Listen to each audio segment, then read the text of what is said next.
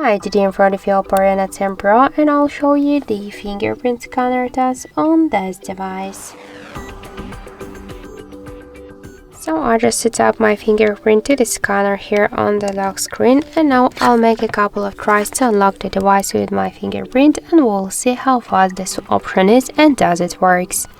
So let's start. 1, 2, 3, 4, 5. As we could see, the fingerprint scanner was here fast and correct, and we just unlocked the device successfully without any problems.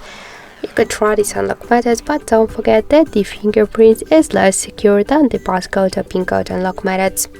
That's it, thank you for watching, and if you like this video, leave thumbs up and subscribe our channel.